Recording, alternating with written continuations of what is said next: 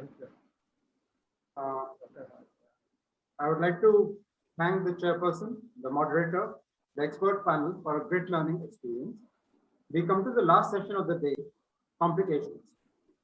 The chairpersons for this session are Dr. Rituparna Borua, Dr. Bhuvan Maji, Dr. K.K. Agarwal, and Dr. Girish MP. The moderator for this session is Dr. J. Nayak, Dr. B.P. Chatterjee, and Dr. Dilip Kumar. The expert panelists are Dr. Madhumanti Panja, Dr. Shamit Srivastava, Dr. Punish Sadan, Dr. Sanjeev Katuria, Dr. Umesh Kohli, and Dr. Samir Mehrotra. Over to the chairman and the moderator to take the proceedings further. Thank you. Thank you so much. And I have a small announcement to make. We have 602 live delegates live watching this program. And we have chairpersons. I request Dr. Nayak to take over the session. Hi, Dilip. How are you? Hi, Dilip. Can you hear me? Yes, sir. We can hear you, sir. Well done, Dilip. Your this WhatsApp is going, conference is going great. So you have so many participants, and there are so many, variety of discussions. So it's very, very enlightening for all of us. So now we start this program, this session. Yes, so sir. The first can you invite the first Dr. Afzalur Rahman? Yeah, we may I request Dr. Afzalur Rahman to show his presentation. Sir, are you there? Yeah. Ready? So in that case, may I request Dr. Fazila Malik to start his presentation, and maybe some network issues happening with Dr. Afzalur Rahman.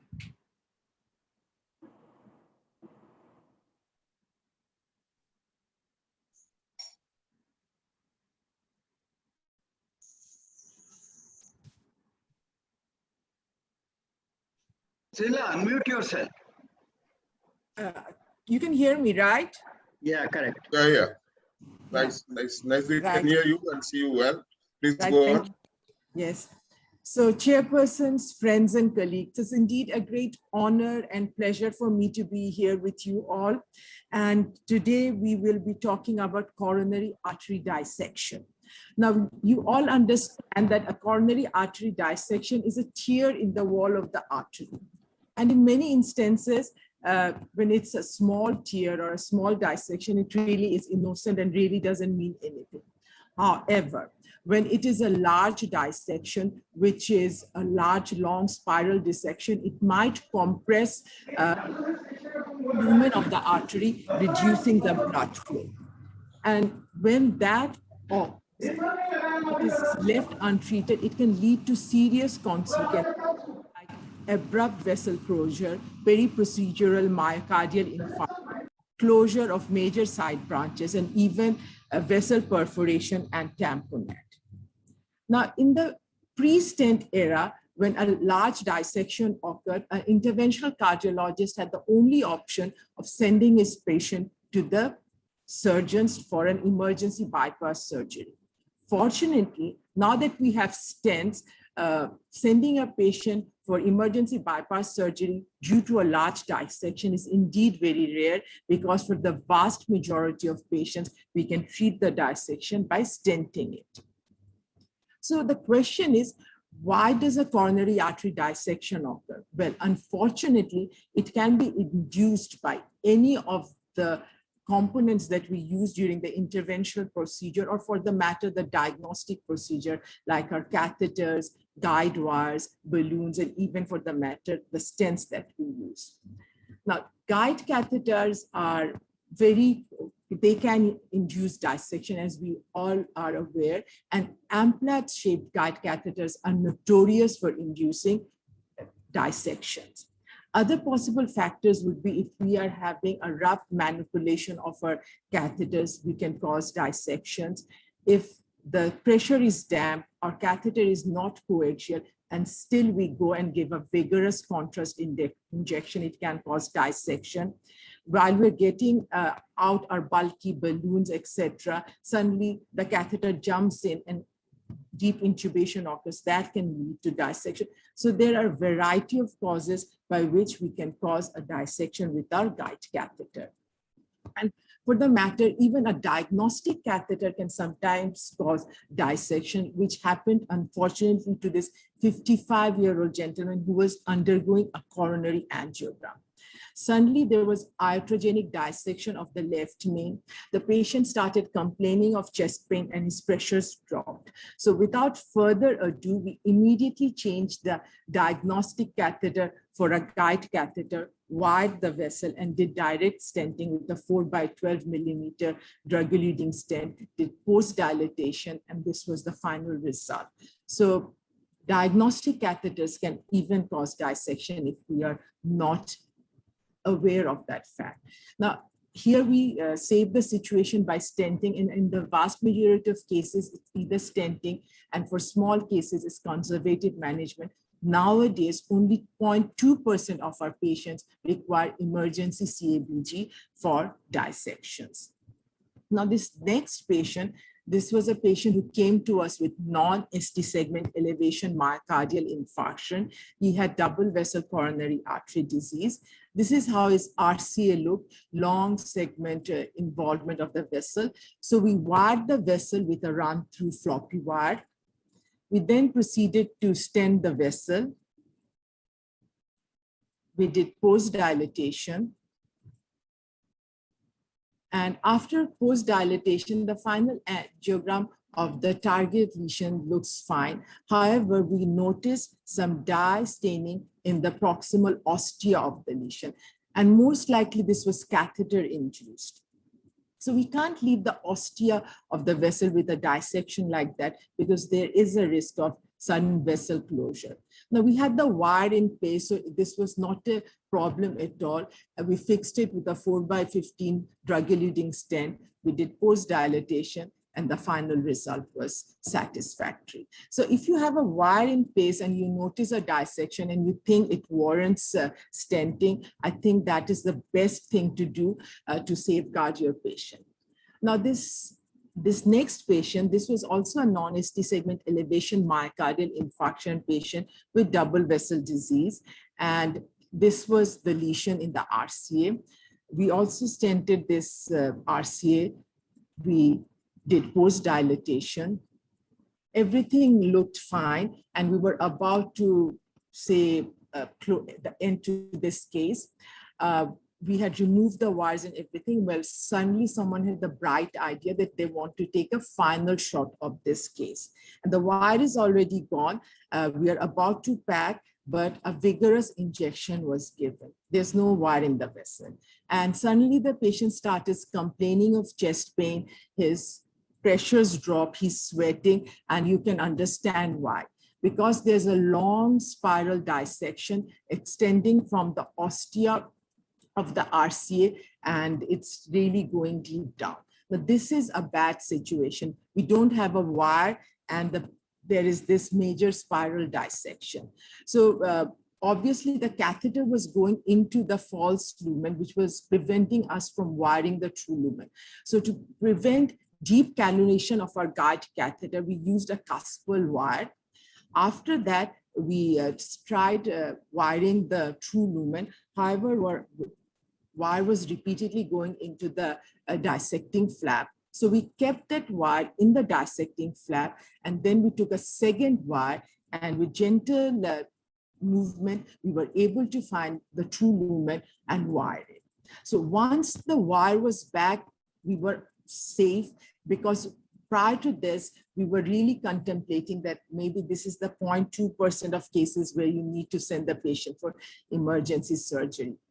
So after we had wired the vessel, we stented the proximal part of the spiral dissection. We did notice dye staining the right coronary sinus, but fortunately it was not extending upwards. And also we felt that once we sealed the ostia of the dissection, things would improve. We did post-dilatation, and this was the final result. So something that we learned from here is don't give vigorous dyes when you've already removed the wire. this was the final result. Now, this fourth case was a patient who came to us with the RCA CTO. We opened up the RCA CTO with a Sion black wire. We removed the wire for a workhorse run-through wire with the help of a fine cross microcatheter. After that, we did pre-dilatation, and with the pre-dilatation, we noticed significant dissection, but here we had the wire, so this was not an issue. However, we used minimum of dye and gave very gentle injections because we did not want to extend our dissection. We took our stents sequentially, 2 stents, one after the other. We deployed them, did post-dilatation, and this was the final result.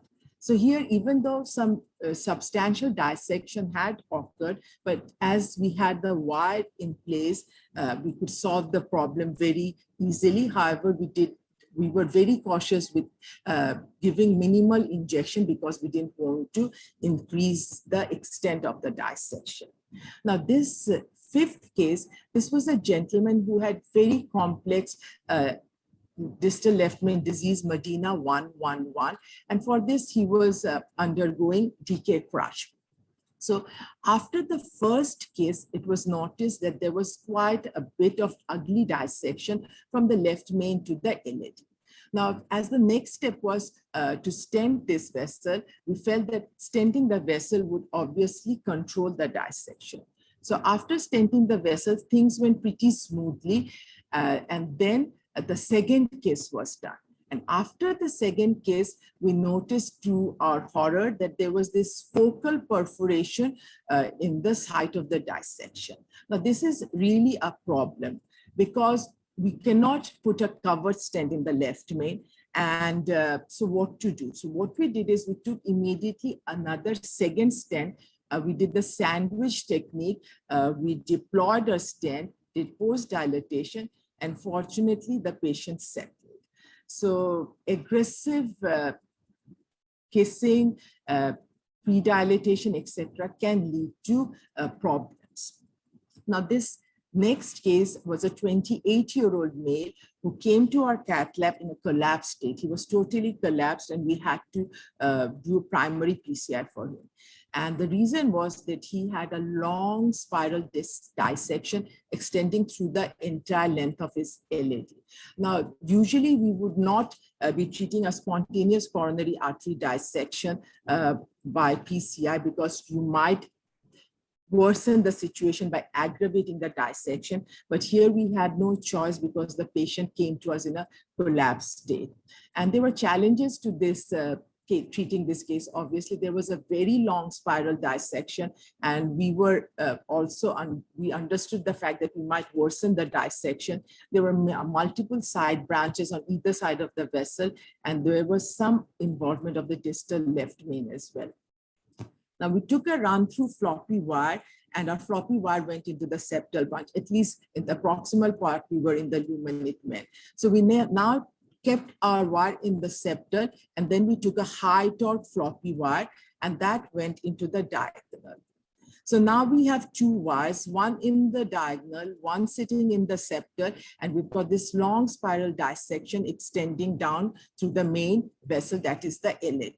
So what we did is we gently pulled the wire from the diagonal, and with gentle manipulation, we were able to wire the true lumen of the LAD. Once we had managed to wire the LAD, we were in business again. And now what we did is we removed the septal wire and placed it in the diagonal because the diagonal was a large sized vessel and we wanted to safeguard it. After this, we took a 3.5 by 26 drug-eluting stent and we deployed our stent. We did post-dilatation and our patient settled. We then did an IVUS and we saw that there was still quite a bit of malapposition. So we did further post-dilatation, and this was the final result. So we were happy to say that we were able to do this procedure successfully. Now, in this patient, this patient had a long segment CTO of the RCA, and we were wiring it with a pilot 50 wire. Unfortunately, our wire went into the subintima. And so what we did is we kept the wire in place. With the help of a contralateral injection, we identified the true lumen and we entered the true lumen with a second wire. After that, we did stent deployment, and we thought this would be the end of the story. However, unfortunately here we noticed that there was some edge dissection in the proximal part of the stent. Now, usually we get edge dissection in the distal part of the stent, especially when there is a mismatch in size between the main branch, proximal part of the main branch, and the distal branch. But here there was dissection in the proximal part. Maybe we have done some over vigorous pose dilatation or something. And we did OCT and that also confirmed it. So what we did is we stented that proximal edge dissection that we had noticed, and the patient settled. And indeed, we can detect dissections angiographically, obviously, but in many instances, we also can diagnose it by IVUS and OCT. So in conclusion, I would like to say that dissections shouldn't really be happening. Its prevention is better than cure, but if dissections do happen, we should be prepared for them, and we should have a team that is well equipped to correct the problem. And from the entire team of National Heart Foundation Hospital and Research Institute, Dhaka, Bangladesh, I would like to say thank you so much for inviting me to this wonderful conference. Thank you. I'm truly grateful. Thank you.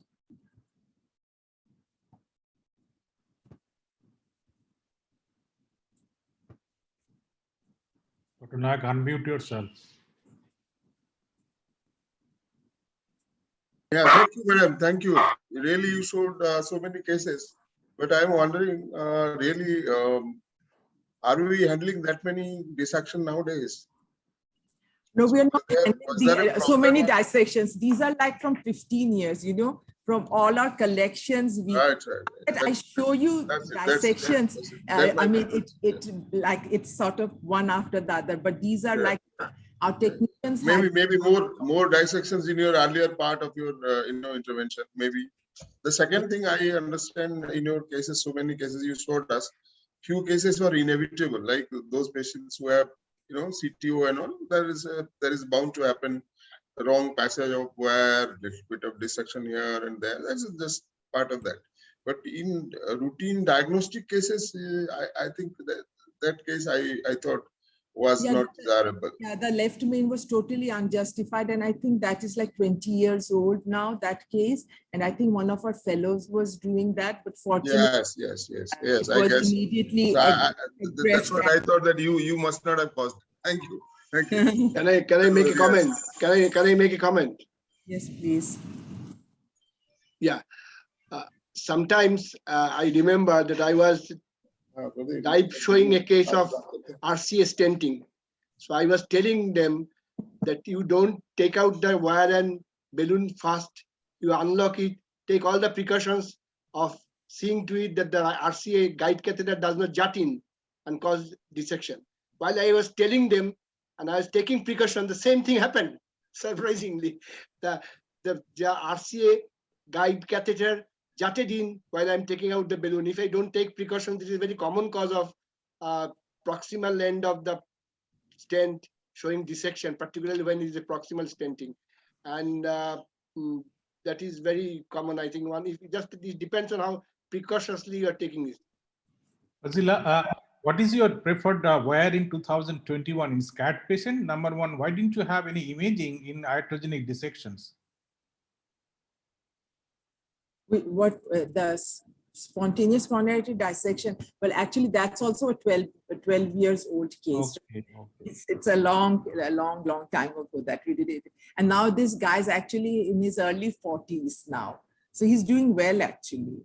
And he's totally Yeah. In a normal vessel, if you have a dissection and you have stented it, even with a bare metal stent, those cases also do well, because there is no much disease. So the progression to reach stenosis and all are less in this type of patients. So if Young patient shows more spontaneous dissection, young and female. But it's very difficult to judge the size, an MSA or apposition until and unless, at least after putting a stent. Post-stenting imaging is very important nowadays. Okay, those are the previous days stenting. Good cases. Thank you. Thank you, ma'am, for joining us. And now we will be hearing from the master, Dr. Vijay Trehan. He will be telling us the tips and tricks when we are stuck with a stuck rotabar. Thank you, Dr. Dilip. Am I audible to you? Yes, sir. Actually, I only came to know more that I have to spy. I initially thought, I think spoke to you only. You told me that you have to share the session. So I was very happy that I'll be just sharing the session. Only in the morning, I was informed that you have to present a case, and I tried to look at my folders, and I was not able to locate one of my talks, which I delivered in, I think, India Live for the stuck bar. Anyhow, so I thought at least I have to do some justice. So rather than talking about the stuck bar, I'll be speaking about something else, which will be almost as much interesting to you as will be the stuck bar. So, Dr. is my- Trehan, why don't you put your video on so that we can see you? no, actually there was some problem in my camera, and I'm just trying to fix up, and I have not been able to. They are saying your camera is not located in your laptop. And the self-help is also not helping me. So anyhow, I think I can start the case with the permission of the chair. So this case was being done by one of my colleagues who's a very, very experienced operator. And possibly I would have also done similar things, and I joined him somewhere later in the case, but I don't think that is so important. What is important is this patient underwent some stenting a couple of years ago. No real records were available, and we were able to possibly spot a stent into circumflex, and this is a circumflex one. And this was a lesion which seduced the operator, and the operator thought, okay, we'll try to do something to it, realizing that there is something in the anterior division also, and the operator started to work, and possibly there was a stent. And realizing that there may be some difficulty in taking gears out of the stent into the circumflex, he already wired into the anterior division through an anchor, and the anchor was used to take as smallest possible balloon, I think 125 into 6, dilated it into that circumflex, and then serially went up with bigger balloons, and finally a kiss. And right at this point, he kept the balloon, the VAR in the anterior division, just in case he requires kind of a buddy. But despite having a balloon and a VAR in the anterior the LCXOM, the buddy didn't work, and in fact, the small stent was not working out of the circumflex into the AV groove circumflex. So he realized that possibly it is the buddy which is doing nonsense. So he pulled out the buddy along with the VAR, the balloon as well as the VAR, and then tried to insert the stent, but the stent was not going. And herein he realized that probably the guide is not so good, so he should have taken a better guide. So he tried to exchange it, and before that he tried his luck with the guide extension. Even that didn't help him. So finally he thought, forget about it, changed to an Emplas guiding and rewired it, and again started all over again. Started initially with a small balloon, and then to take a bigger balloon he had to take 2 VARs into the circumflex, AV groove circumflex one. And mind it, both the VARs at the end have loops. Traditional teaching is if you get out of the stand, the VAR should not be looped, but they were looped. Probably to get a support, he wanted to have the VAR as deep as possible, and both the VARs were deep. The buddy was there, which allowed the 2.5 NC balloon to get out of the stent and do adequate dilatation. Following adequate dilatation, again the stent refused to get in. Not only the stent didn't go, the VAR on which the stent was going collapsed back, and not a very happy situation. And the other VAR, he tried to feed the other VAR by pushing it, but it was not feeding into the circumflex.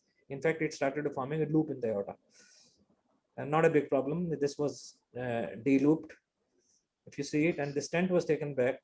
The problem is the VAR is not coming back. Didn't try to pull the VAR, tried to apply counter traction initially with a small balloon and then with a microcath. So that is a standard which was observed in this case. And finally, the system is coming back, but not a very happy situation in that one. Nothing is done in the one. Now at this point in time, the team is working into circumflex. It's not in the anterior division. Have we shot a thrombus into that? We probably cannot dissect that OM because there is no gear in the OM at this point in time. But not a happy situation. Things are not coming back, and you have a lucency in the OM. And if you look at the tip is jutting into the roof of the left main.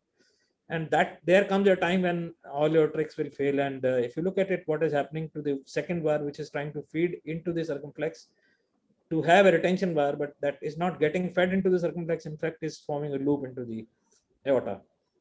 And this is a time when most of the people will run out of all the tricks, and finally it's a brute force which comes into play. And during the time of brute force, we again try to keep the bar into the circumflex, but the bar, rather than getting into circumflex, looped into aorta and got pulled out with the first wire which was stuck in the stent. And then it was under vision escorted out of the body and started to have a look. Probably an endarterectomy of the circumflex has been done.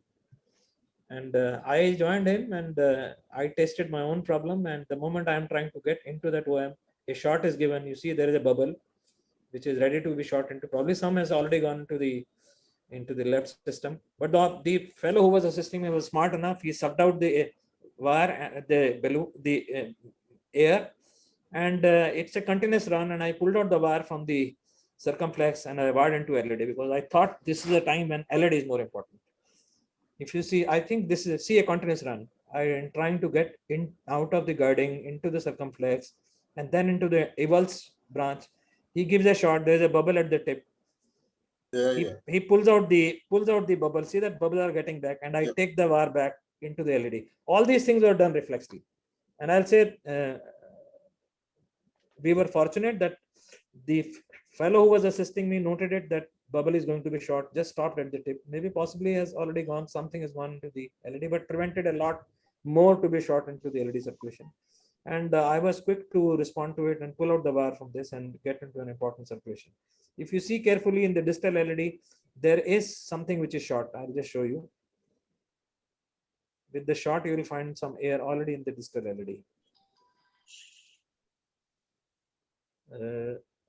This is the end of it. I think you see from here. This is a shot which is given. And if you see that air going into the LED, distal LED. So a column has already been in a. Then there was some hemodynamic compromise. Some ADR was given. No chest compression was required. We had to do some auto perfusion. And things started to settle as far as general circulation is concerned. But the anterior division, despite wiring and despite ballooning, didn't show any flow into it. And then took a thrombosuction catheter into it. For that, I had to pull out the wire in the circumflex because that was getting entangled with the wire in the anterior division. We started to get some flow, and finally we had some phase saving by inserting a stent into the avulse vessel. So that was basically phase saving. Now, this is what came out. If you try to look at it, these are the two wires. That's a balloon getting out of the guiding catheter.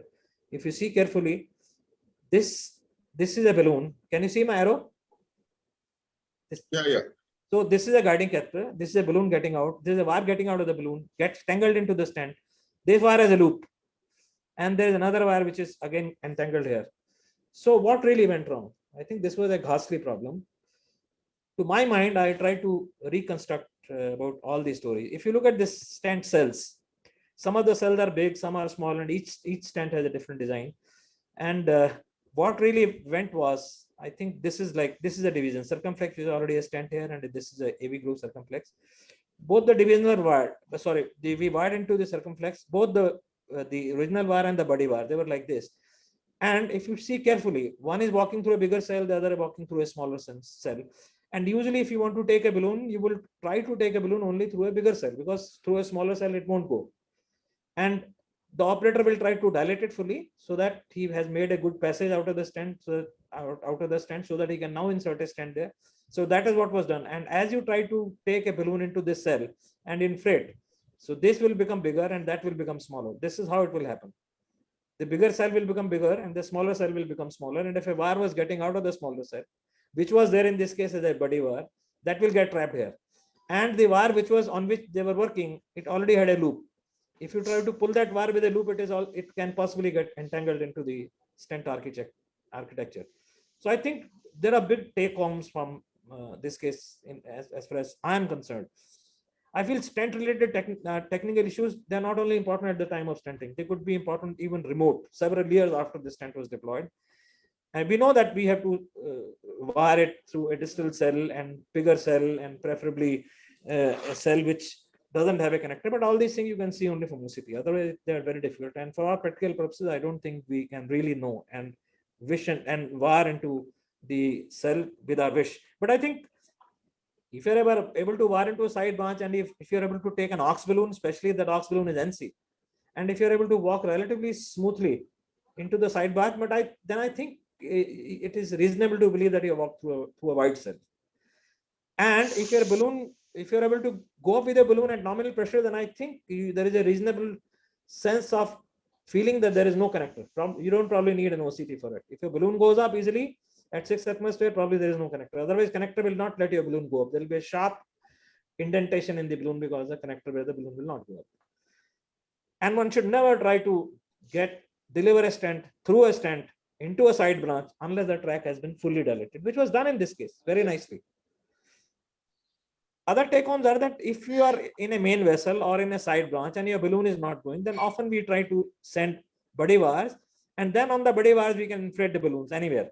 And these buddy wires can be left there. They will work as poor man's cutting balloons.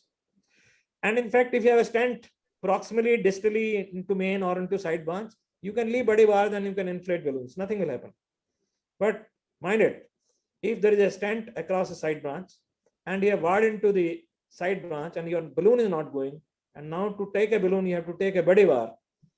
Now you cannot leave a buddy wire if you are inflating a balloon, because if you leave the buddy wire and you inflate a balloon, your wire may be trapped, because the buddy wire should never inflate a balloon. The buddy wire should be there only to deliver the balloon, because you don't need a cutting balloon, poor man's cutting balloon effect. The moment your balloon has been delivered into the side branch through a stent, that buddy wire should be out. If you inflate the balloon, your buddy wire can be trapped, especially if it was going through a small cell.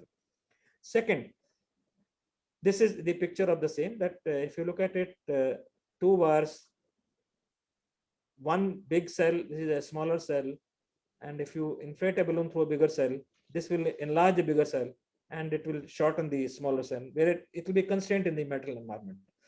Now, if you have a wire which is trapped outside the stent, this is a much simpler or a much easier problem, because if you look at there is a jailed wire which is outside the stent. Now this is a wire. On one side you have a strut, and on the other side you have a tissue vessel wall. This vessel wall is very malleable. If you try to pull the wire, the vessel wall will get away, because it's a relatively softer tissue and you are able to pull the wire. But the same will not happen or may not happen if your wire is caught up in a metal architecture. Second thing is, if your wire is beyond the stent, if it is straight tip, I think you can pull it out easily. But if the wire has a loop and you are trying to pull out, your loop may be caught inside the stent, and somewhere wherever the stent is probably has some incomplete malposition, the wire tip might get out of the stent architecture and into that false space or a space outside the stent, and this might just get caught into the stent. And this is likely to be far worse a problem if you have a loop into the side branch, which was there in this case. This may be just caught up. So if your wire is stuck up, then I think you should never do traction. The only way you can be safe is do a counter traction with the help of a microcatheter balloon or guide extension, which was done in this case. If you have to apply a traction, let me tell you, your guide will get sucked. You might even stretch the wire, you might fracture the wire, especially if it was a spring wire, or you might even extract the stent and evulse the artery, which happened in this case. So my important submission here is that if you have reached a situation where there is a brute force which is needed to be applied, I think we should have a second arterial access, which we did not have in this case, which altered. We should have a second guiding catheter, which is intubated, and then wiring an important vessel that should have been LED in this case. And sometime you should even have, I think if there is a luxury, we should even have a covered stent, even possibly a hemodynamic support, because sometimes these patients can have a sudden hemodynamic collapse. And a lot of people feel that this is a 2-year-old stent, it is endothelized. Let me just tell you, this is a stent, there is an endothelium here, which is like this. If you look at the wire itself, these are actual pictures. The wire is far more stronger than. Your This is slides right are not on visible. visible, sir. Slides are not visible, sir. Can you reshare your slide, sir? Sir, some problem was there? From Yes. where should I reshare? You share screen, sir, the green button. No, Sir, maybe 3 to 4 slides prior to your last slide, sir. What were you talking? Okay. Am I sharing now? Yes, sir. Yeah, Yes, sir, now it it started. So where were we? Lesson learned. You were here. Correct. No, you tell me. I'll stop wherever you want to. Yeah, you were here. That's right. You have to go from here. From here. Yeah. No, no, further. No, what is- Further. Further. No, All he these he are has not so- covered Yes. this. Somewhere Did here, it- sir. Yeah. Did you see these slides? No. Or No, yes? no. We No, didn't no, see sir. this slide. Did you see this slide? Yeah, Yes, The sir. last one we see. This we Okay. saw. Okay, I can again, because these messages, I think you can reread these messages. They're pretty important. What I'm saying is that even after it's a couple of years or maybe more than that, I think technical issues might still sometime come. So one should not feel that this is an old deployed stand, probably nothing will happen. No, even several years down the line, they may be important. Site of wiring is very, very important, because wire might go, but if you want to take a heavier gear, a balloon or a stand, I think it is extremely important that you should know from where you're walking. The best way to know is OCT, but let me tell you, most of the places you do not have OCT. So my simple submissions here are that if you're able to wire into a side branch through a stand, and if you're able to advance an aux balloon, especially if it is an NC balloon, which is aux, and is able to relatively smoothly walk into the side branch, I think it is a kind of a guarantee that you have walked through a very wide cell through the stand. You don't really need an OCT to prove it.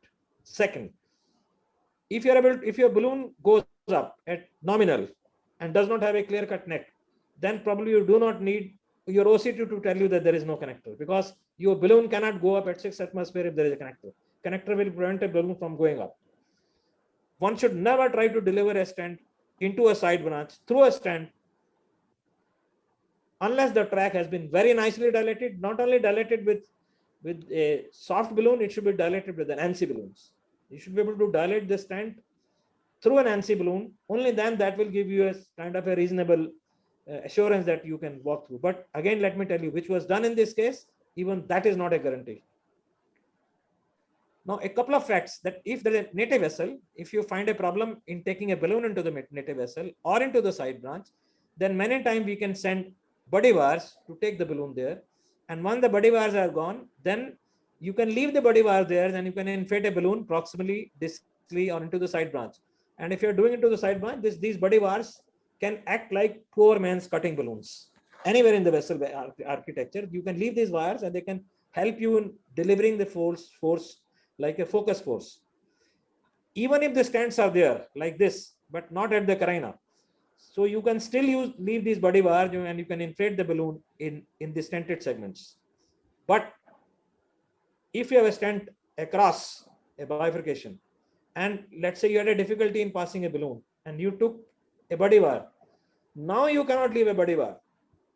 Before you inflate a balloon, you should not inflate a balloon unless the buddy wire has been pulled, because buddy wire, according to me, is only to deliver a balloon there. It cannot do a cutting balloons effect. So this buddy wire should be immediately out before you want to go up with the balloon.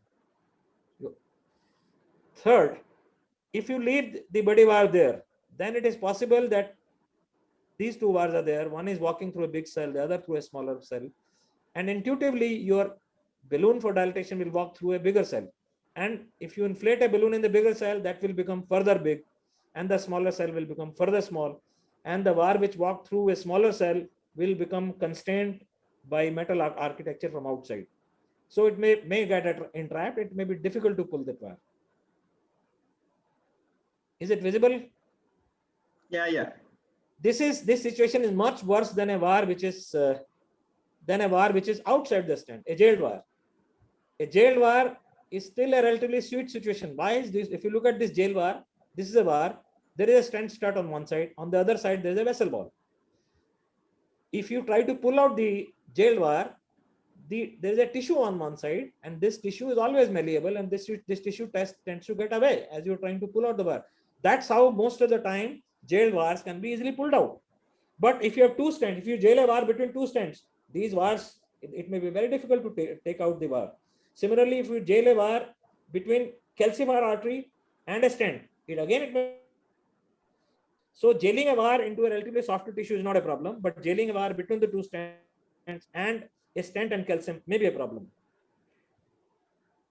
Thirdly, if there is a wire distal to the stent and the tip is straight, you can just pull it out. Usually there is no problem. But if the wire is looped, and time and again, we always say that you should never leave a loop in the wire beyond the stand, because if you pull it, your wire may get entangled in the stand. And where in the stand? Either at the bifurcation point, because the wire tip can get out of the stand, or sometimes even within the body of the stand, where there is an incomplete malapposition, acutely incomplete malapposition. Somewhere if the vessel, you deploy a stent of 3 and the vessel is 3.5, there will be a space out, and the tip can get out of that stent architecture into the space and can become like a hook. This is likely to be the worst if you have a loop wire into a side branch out of the stent, because if you try to pull it, it might get stuck up at that carina. So according to me, you should always prevent. But if you get stuck, then you should never try to pull your wire, because pulling can create problem. You should just try to push or do counter traction with the help of a microcatheter or a balloon or guide extension. But at times this may not work, as happened in this case. A lot of time was spent in doing counter traction both with a small balloon as well as microcatheter. Now, because if you pull the wire, then your guiding will get sucked in, which was prevented in this case. Your wire, if it is a spring tip wire, it might get stressed and might ultimately fracture, or it might even extract the stent and avulse the artery, because a lot of people feel that stents may not get out. I'll just show you.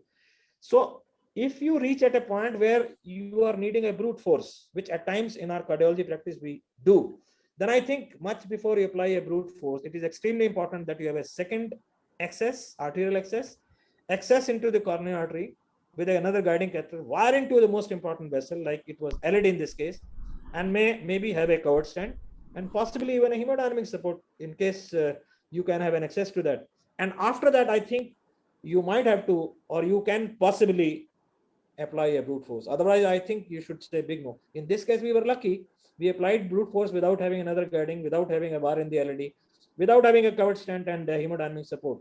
But I think that was wrong. The message is not that the way we did is correct. The message is probably that was a wrong way of doing it, at least at the final stakes. And a lot of people feel that there is a stent which is endothelialized. Well, let me tell you, this is a stent strut, and this is how the endothelium looks. And this is a wire. Even picture can tell you a stainless steel wire is far more stronger than a flimsy 60-70 micron stent struts covered with a neo-intima, which will be around 20-30 micron. Thank you very much. Thank you, Dr. Trayan, for your Wonderful talk. procedure. I guess you had a tough time handling this case. But what I understand that, this jailing of wires, we do jail. Definitely, we have to jail sometimes because we use side branch wire. Your audio signal are not. Before doing high pressure inflations, we do the second wire. The side, if you need really dilated. No, actually, this is actually this is not a jailed wire. It's not a jailed wire. You're getting out of the stent, so you're not really jailing it. In fact, it's a buddy wire. If you jail a wire outside the stent, as I told you, that jailing outside the stent might still be a relatively simpler problem, unless you're jailed between the two stents or jailed between the artery and or calcified wall of the vessel. But this is a buddy wire which is getting out of the stent struts in the side branch. And my humble submission is that if you have a buddy wire which was required to take a balloon into the side branch, please take this buddy wire out before you inflate the balloon. You can leave that buddy wire anywhere into a native circulation when you are doing dilatation in the native vessel. You can even possibly leave a buddy wire if there is a stent proximal or distal to the carina. But if you are walking out of the stent into the side branch, then I think it's a big no that buddy wire should be out before your balloon goes up. And never be under the impression that's a old endothelialized stent. This is nothing in front of a wire which is far more bigger even in the size. Leave aside, because tissues are weaker than metal. So leave aside the constitution, even the metal itself is pretty strong. Can you take one guide extension in the side branch? On what? I mean, not before this complication happened. If you have a difficulty in putting a stent. No, actually, no, that can be done. Actually, the problem was the operator had dilated into side branch very nicely with a 2.5 balloon at about 18-20 atmosphere. And I think there was, and all of you will believe that if it has been dilated with a 2.5 balloon, because most of the people will dilate with a non-NC balloons, semi-compliant balloons. But my team, they always dilate with a NC balloon, and they usually go at 18-20, because if you have to walk out of the stand, be very sure that your track is fine. And if you have walked out of this stand with the NC balloon with the 18-20, and now your NC balloon is going in and out very easily, and you also have a buddy there, then I think there is a reasonable chance that you will be able to deliver a stand here. The problem was not delivery of the stand. Problem in this case was leaving the buddy bar and going up with the balloon. No, I'm saying the prevention of the complications. And another thing, the nano balloon, nano balloon, which is 0.8. Can it go through this compressed body wear? Am I clear? Yeah, you're clear. Dr. Hazra, is that? So actually, I just wanted to share that some of these issues, sometimes we are relatively careless about the body bars. We leave them, and I think we are entitled to leave them if it's a native vessel. But probably we are not entitled to leave it if it is a body bar into a side branch going through the stand. And also, sometimes we are careless about the loops. Like in this case, there was an issue in taking a balloon into the side branch. So the operator passed these soft bars very distally. If you pass them very distally, just to purchase a strength, then you will form a loop. But even if you have possibly formed a loop, I think it is extremely important that at the time when you are trying to pull them out, be very sure that the loop has been de-looped by advancing a balloon over it. Because if you leave a loop there, and if you trap the body bar by wrongly inflating a balloon there, then I think you mess up your problem. That is what is the message, that if you mess up like this, then probably you will have to ultimately go with only brute force. And if you have to go for a brute force, then at least have few things ready with you: a second access, wire into the main important vessel, stand graft, and maybe hemodynamic support. That is what is the message. Thank you, sir. Excellent teaching points, and I would love to hear more from you, sir. But in the interest of time, we have to move on with the next presentation. Thank you. And the next talk will be by teacher par excellence, Dr. Vijay Bang. I remember he was taking my examination in DM exit, and he gave me maximum numbers. So over to you, sir. Thank you very much. The conspiracy theory, conspiracy, sir. Thank you very much, everybody, and good evening to all the chairmen and moderators. I'm trying to share my screen.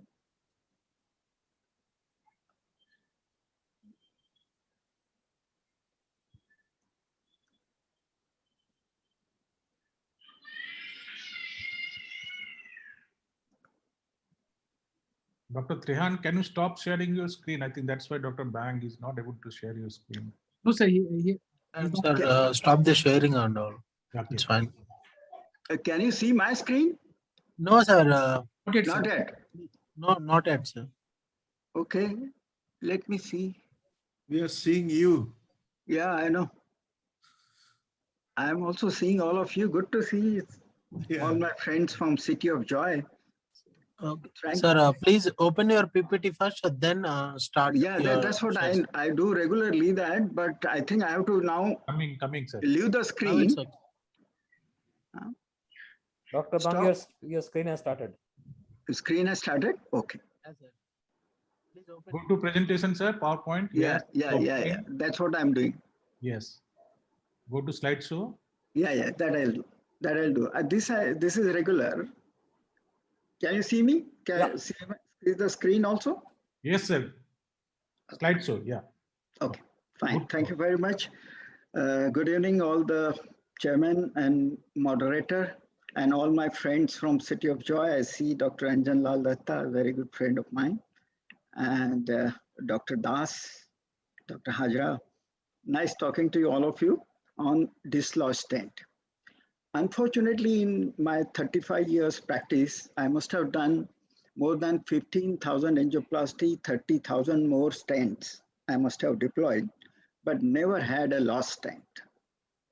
The only precautions I take always is prepare the lesion very well, particularly when I have a tortuous artery or a calcified lesion. So prevention becomes very important when you start doing a procedure. You must read the anatomy and prevent the complication, all sort of complication, including the stent loss. So recognizing if it occurs, you should be able to recognize what has happened and then manage it well. Now there are, as I said, there are several reasons for stent loss, and most important of all is calcification, tortuosity. This is where the stent can get entrapped, and when you try to, they are not moving forward, they are not moving backward, then you try to pull out, the balloon comes out and stent remains there. Or else when you pull out, the stents get deformed at the end of the mouth of the guiding catheter. And when it is deformed, it looks like this. So then you can't pull back and there is a difficulty. Now there is a classical algorithm to go by for any stent loss. Most important is, where is the stent lost? Outside the coronary or intracoronary? If it is outside the coronary, it is in the distal peripheral artery, it is of no consequence, then you can leave it alone. It will not cause any problem. But if it is in the important area and you need to retrieve it, then there are steps. Similarly, in intracoronary, same thing. If it is not necessary to retrieve it, and wire is in the position, then you can deploy it with, but you have to carefully pass the smaller balloon, 1.2 or 1.25 balloon, through the stent and try to go across the stent, distal edge of the stent, inflate the balloon and slowly come out of the, pull the stent back into the guiding and then pull out the whole system. That's the safest way of removing a stent, that is called a small balloon technique. I'll discuss with you in later. Then if the small balloon doesn't work, then you can deploy, then you can crush the stent. How to crush the stent? What, pass a wire along the side of the lost stent, then put a balloon, crush the stent with the balloon on the wall, and then go with the stent at the same area and crush the stent with the wall, against the wall with the second stent. If all this fails, then we have snares, and I'll discuss that later. And after assessing all this, if all this fails, then of course emergency surgery is the only option. But unfortunately for all of us, the stents have advanced tremendously. So the stent loss or stent embolization or stent dislodgement has become minimal. And as I discussed, prevention is very important, and you must recognize what are the points and while you do the procedures. As I said, when you have a wire on the balloon, a wire on the stent, dislodged stent, then you can go with the smaller balloon, go across it, inflate the balloon, and then pull out the whole system. And this is very successful and most commonly practiced technique for retrieval of the stent. Then coming to deployment or crushing the stent, as I discussed with you, go with the wire along the side of the dislodged stent, another wire, balloon it, then go with the stent it and crush it against the wall.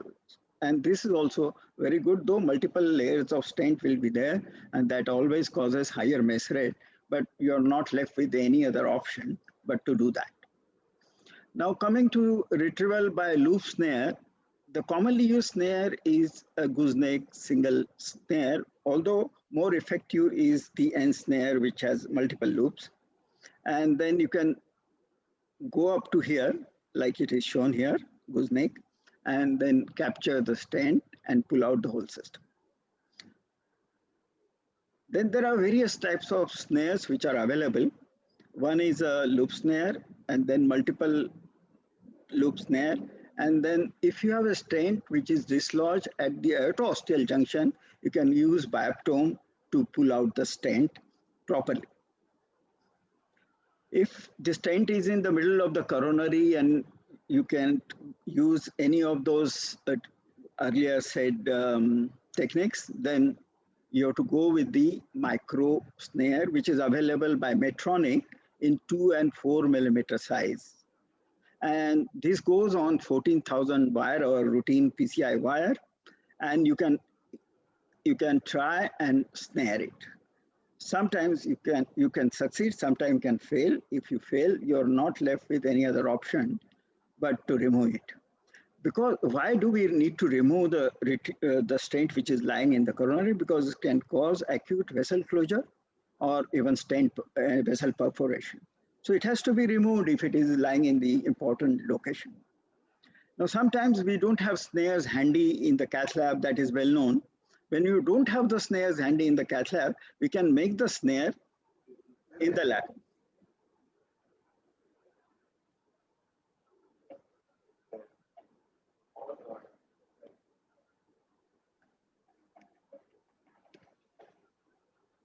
And push the button.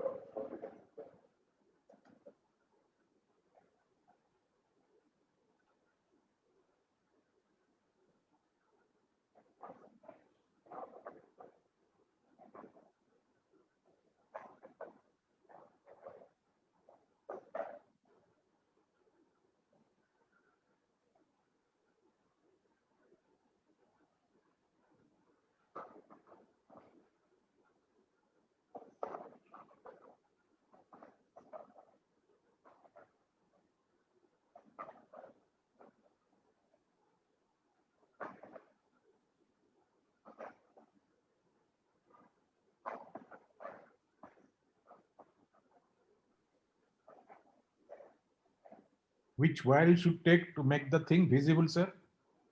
Because if you take a scion, the tip of this loop will never be visible. You have to take filter and scion, other things. So once David Holmes suggested and said very vehemently that sometimes retrieving the stent attempt at removal may make things worse. Retrieval approaches require imagination, creativity, flexibility, and excellent visualization. Most of the time, what happens, most of the stents nowadays, because the strut sizes have reduced considerably, they are not radiologically as visible as earlier stents were. So we have to be very careful in retrieving the stent particularly. But sometimes you have to retrieve, and then I have discussed the technique which we can use for retrieval. The incidence of stent loss is just 0.32. And out of the 38 stent lost, 35 were retrieved successfully. Balloon expansion, that is small balloon technique, was used in 45% successfully. Snare in 26%, but twill wire, that is twisted wires, multiple wires, you push across the stent and then twirl it so that they intertwine at the distal end, and then try to pull them back. A stent can be retrieved, but this is not very successful. Only 5% has been reported. And forceps, if it is osteal, then we can use forceps to bring out retrieve the stent. So in conclusion, stent loss in coronary is rare. However, we can have a significant consequences, as I said, acute vessel closure, perforation, both are possible. So recognition of anatomic and procedural risk factor is a key to prevent stent loss. If stent loss occurs, treatment algorithm exists, which I have discussed already with you in detail. However, due to fear of abrupt closure or perforation, and if you are a young cardiologist, then you should involve senior mentor, and don't be afraid to even call the God to help you. Always tell the patient exactly what had happened in layman's language. Never hide the things from the patient. Thank you very much. If any questions, I'll be happy to answer them.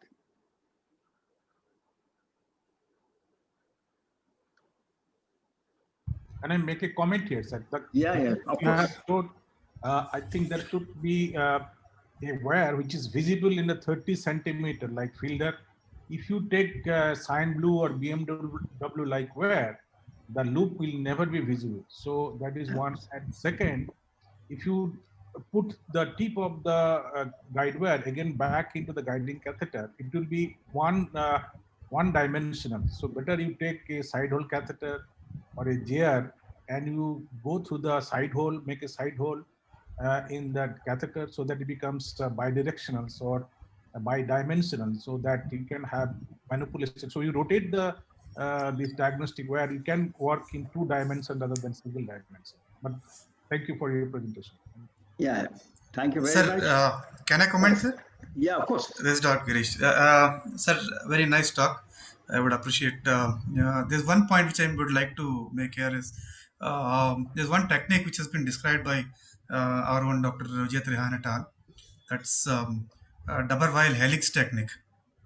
So that also helps in withdrawal of or retrieval of foreign bodies, including stents. So where another wire is passed and these two wires are intertwined in a different directions. One Correct. is clockwise, other one is in anti-clockwise, and Correct. made a helix. And pulling it out, it actually helps in retrieving most of the foreign bodies from the coronary arteries. Correct. If the artery is very straight.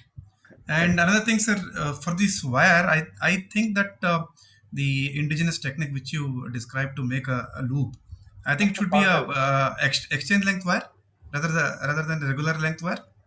Correct. These are all exchange length wire when you're using guiding. Yeah. But if you are using, say, suppose today a guide extension like GuideZilla or GuideLiner, then you can have a simple Regular single one. length. And you can go deeper. Yes, sir. Into the coronary because of guide extension. You all know the guide extension is very helpful. Yes, sir. No, I think that only the tip should be anchored by a balloon side by side. You can on workhorse wire. So only few millimeter of your filter XT or a Gaia, I think, will be anchored like anchor balloon technique when you exchange your microcatheter. You don't have a long. Correct. But somehow the other twirling wire that we are discussing, twirling wire has never been so successful in retrieval. And Mayo Clinic has reported that it's only 5% the twirling wire is successful, though it is a very easy, because we can always try that technique, but it's not very successful. Successful is either your homemade snare or else you deploy or crush the stent. And easiest is deploy and crush the stent. That is the easiest. Dr. Trihan is here. We can hear from him the double helix technique and the experience. Actually, Dr. Girish described it very well. The important thing is that for a double helix, you have to have both the wires should have a loop at the tip. Yeah. Because if they loop at the tip, then they try to entangle with each other. Second thing is you have to apply 2 torquers. Each torquer will go into different direction. Then thirdly, as you're trying to pass a wire through the stent, try and ensure that you're not walking through the same lumen. Because if you're walking through the same lumen, then that helix sometimes can just get out of the lumen only. So if your one wire is already there, or one wire has passed through, let's say, central lumen, the other wire gets out of the stent. And finally, both the ends are into the vessel lumen itself. And then there are tips. See, vessels, the wires have a tendency to entangle with each other. You can make them entangle further if you have a loop at the end and if you try to twirl them in the different directions. But as rightly pointed out by Dr. Girish, that this is more likely to be effective if the vessel is spacious and is relatively stable.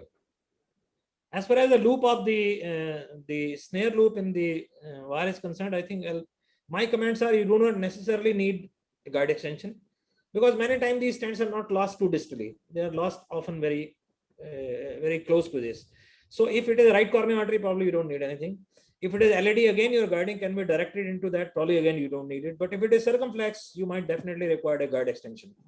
Third, as far as length of wire is concerned, I don't think you need a exchange length wire. You just need a regular wire, because you have to make a loop out of the tip only. And you have a guiding with along with the extension, which is around 110 centimeters, and your wires are only 180 centimeters. So you can use a long length without any problem.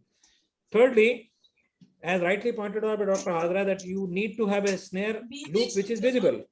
So for a snare loop to be visible, because most of the time the stent which you have to pull out, they are relatively flimsy.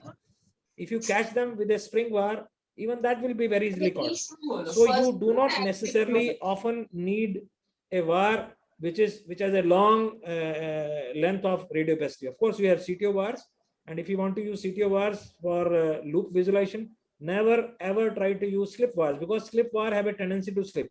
They don't get gripped so well within the guiding catheter with the balloon also. Try to use hydrophobic wires. But a regular wire, because in the coronary artery, what size of loop you are looking at? 3 or 4 millimeter, you can't make a bigger loop than this. So if you keep the tip of the balloon on which you are delivering the snare, if your tip of the balloon is right near the tip of the guiding catheter, then you have a 3 centimeter of the wire which is available with you. So even if you spend about half a centimeter, that is 5 millimeter, and make a 5 millimeter loop, then you have a 2.5 centimeters still available to you for trapping. So I think probably you do not need to make as big a loop as was possibly shown in that picture. You just need to make a very small loop, and that small loop could be just part of that 3 centimeter total flexible part of the wire. And you have to keep it in such a way so that the tip of the balloon has an exit of the wire, only the softer part of the wire. Then you have about 3-4 millimeter or 5 millimeter into the vessel as a loop, and rest 2.5 centimeter back into the guiding catheter. So that forms a loop which is relatively softer from a regular wire and can be easily seen. And these even soft part of the wire is much stronger than the stent, so they can easily pull it out. But let me tell you, while you're trying to pull out, one very important thing which should be kept in mind is that these stents, if they are free, if you try to pull them out, one should be very, very careful about tortuosity, because tortuosity, if the stent, even if you have caught a stent with your snare, if it has to walk through a tortuous area, then it can sometimes scratch too much onto the vessel and can create injuries. And in fact, not only injury into the vessel, these stents, once they are out of the coronary artery, as you are trying to pull them out of the coronary down into the groin, sometimes in a tortuous calcified aorta, they get off your catching system as they catch some of the calcified plaques in the aorta. We've had experience of handling it. Dr. Bang had no experience of handling such cases. Absolutely. About 15 years ago in my hospital, there was a ban on using good stents. So we had access to only Indian stents. And at that time, Indian stents were not very nicely crimped. So I had the opportunity to handle about 30 such stents retrieval in a short span, about 3-4 months. But you always handle others' complication. You don't have any, no? No. I am one of them. So I have to be one of them. There's no, see, if I'm given the same stents which were available to us some 15 years ago, because Indian stents were not crimped so well. So I think if we try to venture into difficult anatomies with those stents, because at that time we didn't have these FDA stents available to us. The director had put some ban on it. So we tested our share of this, but of late, I think nowadays we are not having it because even the Indian stents have improved tremendously. And but I started to share these dislodgements, I think in mid-90s, when we used to crimp these stents on the balloon, and the most common stent which used to be dislodged was the PS1530, which was just a 15 millimeter stent, with 1 millimeter connector. Even that stent used to means you want to go into circumflex, 7 millimeter go into 7 millimeter walks into circumflex and 7 into left main. Now the stent is not moving, neither forward nor backward. So if you pull the balloon, half the stent will be in the left main and half in the circumflex. Now the stent technology has improved tremendously. Dr. Trian, that time, one experience I'll just tell you that we are talking of J&J stent which had come earlier in the 90s. That stent, we used to manually crimp it on the balloon. Yeah. So what we used to do is we used to hold the stent tightly and little bit give 1 or 2 turn to the pressure inflator, and then pass this. Then we never had any problem with the stent dislodgement, even with J&J, that manual crimping. because we took those cares. You know, you have to take the full care. Otherwise, of course, stent will get dislodged. And as you said earlier, Indian stents were notorious to dislodge. Very Exactly. common. It was very common. Yeah. All of us who had been practicing since 90s have come across a good number of cases. Good number of cases. But I always came across others' cases. Some of the other I never had because I never used Indian stent. That is also true. You are a rich man patient. No, no, it's not rich man or poor man because all stents are like alike, 30,000. Thank you, sir. I think it was a wonderful discussion. And Yes. Dr. Dilip. Yeah, Dr. Sir. Please, Sir, please go. Trehan sir and all, last to Trehan sir also, but these homemade snares, you are always making on guiding, so you cannot manipulate them deep into the artery. This you can use for proximal dislodgement of a stent. If it is in the ostia or proximal, because you cannot take your guide deep in, otherwise you have to catch it ultimately to form a loop over the snare. You have to push your guide or pull the thing, no? Dr. Sabel, most of the time, if your stent is in the distal circulation, it is a better choice to deploy the stent there. Yes. The problem most of the time is in the left system, and that too, especially if half the stent is in the left vein and half into Yes, a LAD. if it is proximal, we can try this. So if it is, and see, most of the time these stents will refuse to take a bend into circumflex or take a bend into the LAD. And Yes. if that is the situation, then I think this snare can directly pass through guiding catheter only. But if you have to reach out to a distal stent, then I think you have to take a guide extension, either mother in child or guide extension. My colleagues here have an experience of retrieving the stent from the middle LAD, middle portion of the LAD, distal, quite distal. No, they can be taken out. There is no issue. If you, Just let me complete. They use this micro snare, which is given by Medtronic 2 millimeter. It's excellent. It comes out very easily with that. It goes on 14,000 wire, that regular PCI wire, and gives excellent result. And plus they use the same snare into cerebral, intracerebral artery. In Lilavati Hospital, we do a lot of intracerebral work. Dr. Uday Limay, I don't know whether you know him or not. He does a lot of intracerebral work. His patients come from all over India. Actually, Dr. Bang, if there is a stent which is lost into distal vessel, I think one should always think 10 times before you try to pull it out, because you might be able to pull it out from a distal vessel and then slip it into the left main. I think that is simultaneously. So I think many times if a stent is in the distal circulation, it's a better choice is to deploy it there, whether through a wire into it or other, because sometime while getting back, because if you have caught it, then the proximal edge might get caught at the left main. That's a worse scenario. I fully agree with that David Holmes statement that better to deploy it. But we have seen these patients, these particular operators, they are using this extension guide and these micro snares, and they're going deep and pulling it out from the middle of the artery without damaging the artery, because they are using this guide extension. Once you have an extension, then there is no problem. Let me just tell you, there was a time when I had an X2, a 50 millimeter, 50 millimeter bare stent, which had to be deployed on a balloon. And I didn't have a 50 millimeter balloon. So I was able to take a guiding catheter across that vessel, across the lesion, and then take that 50 millimeter stent on a 33 millimeter balloon. No problem. Absolutely no problem.